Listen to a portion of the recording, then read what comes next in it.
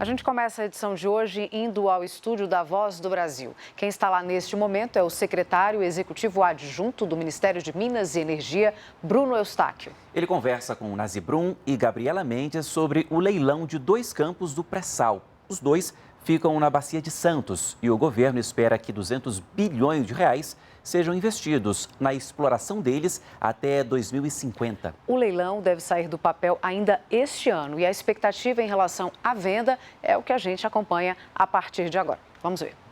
Boa noite, secretário. Boa noite, Nazi. Boa noite, Gabriela. Boa noite a todos os ouvintes.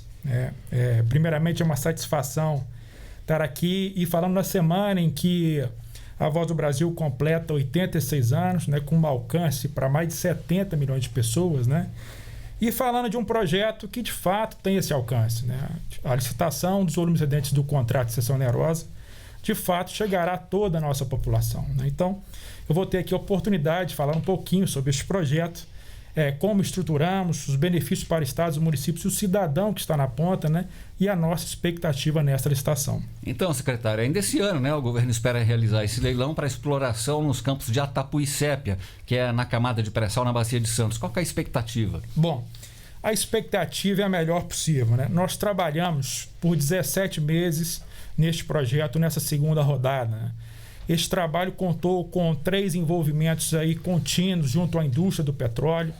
E há de se ressaltar aqui que durante este processo nós passamos por uma pandemia, e temos passado por ela ainda, que tem reflexos no preço do petróleo, E que, de certa forma, trazem novos desafios para todos nós, Nós interagimos também com os órgãos de controle, com o próprio Tribunal de Contas da União, com o suporte do Ministério da Economia e outras instituições vinculadas ao próprio Ministério de Minas e Energia, Então, nossa expectativa, de fato, para que esse leilão ocorra no dia 17 de dezembro desse ano, ela é a melhor possível e, certamente, temos evidências já no presente de participação de importantes empresas através de uma leitura dentro do processo de consulta pública, Para os senhores terem uma ideia, nós encerramos o processo de consulta pública, que é o momento em que as empresas apresentam suas dúvidas, seus questionamentos com relação ao projeto, E nós tivemos 594 contribuições nesse processo, agora, no dia 7 de julho, encerrado, e obviamente, aí, participações e contribuições vindo das maiores empresas do mundo, Então, a expectativa é a melhor possível. Secretário, são esperados investimentos de até 200 bilhões de reais até 2050. Quais são os reflexos disso para o país e na geração de empregos? Ótimo. Bom, sob a orientação do ministro Bento, nós trabalhamos nesse projeto com 2 conceitos. O primeiro, competitividade, e o segundo, esse olhar para o futuro e para a sociedade. E também isso, de certa forma, aconteceu na licitação anterior. Veja, são 204 bilhões de reais em investimento ao longo dos contratos. Os contratos que começaram em 2010, têm 40 anos e vão até 2050. Isso significa investimento em plataforma, investimento em outras atividades decorrentes do próprio processo de produção dessas plataformas e produção do óleo. A gente está falando aqui em uma estimativa com base em dados recentes ou estimativas recentes da própria FGV, num relatório de 2020, de geração da ordem de 110 mil empregos.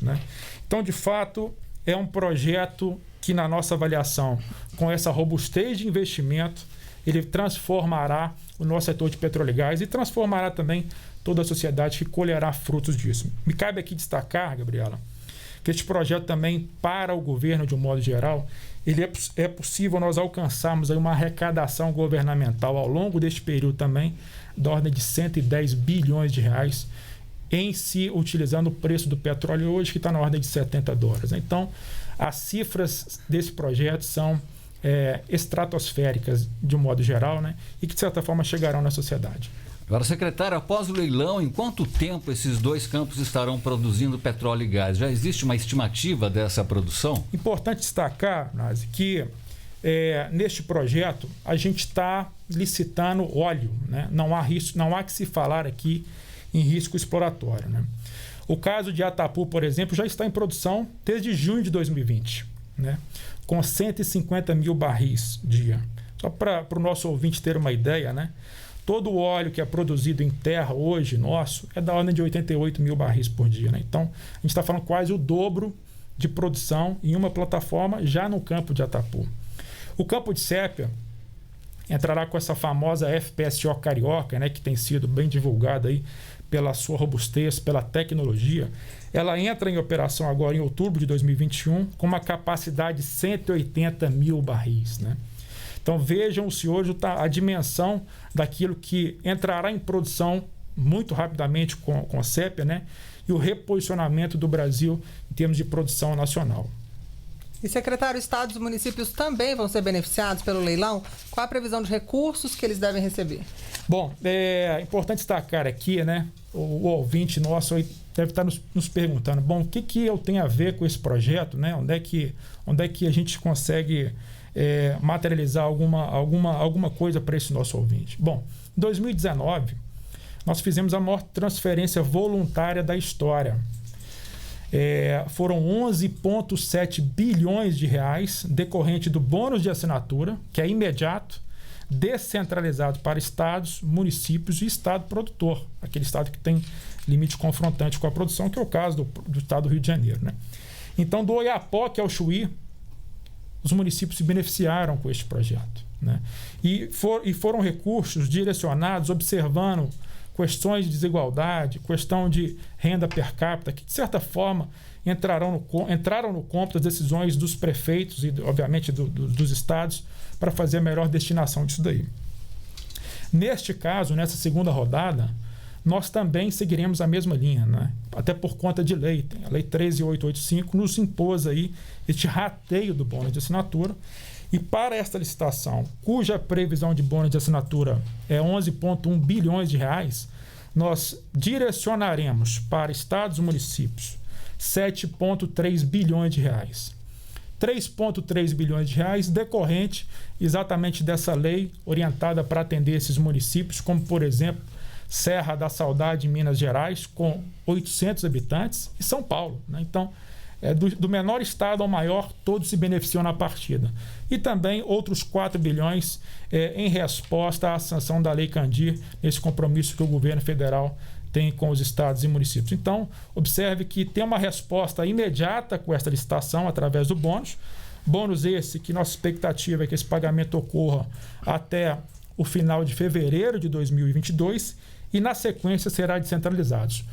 Para os senhores terem uma ideia, em 2019, nós operacionalizamos 11,7 bilhões em um dia, né? Então, nós tínhamos um cronograma, minuto a minuto, para acompanhar toda essa descentralização de recursos para todo o nosso Brasil. Então, de fato, todos os brasileiros ganham na partida e ganham ao longo do projeto na medida em que nós teremos arrecadação via royalties, impostos, e ganham também através dos investimentos e, consequentemente, geração de emprego e renda. Então, você acompanhou ao vivo aí, portanto, a entrevista do secretário executivo adjunto do Ministério de Minas e Energia, Bruno Eustáquio.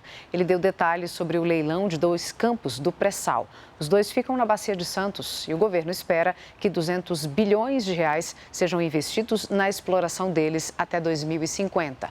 A íntegra dessa entrevista fica no site da Rede Nacional de Rádio e o endereço está aí na sua tela.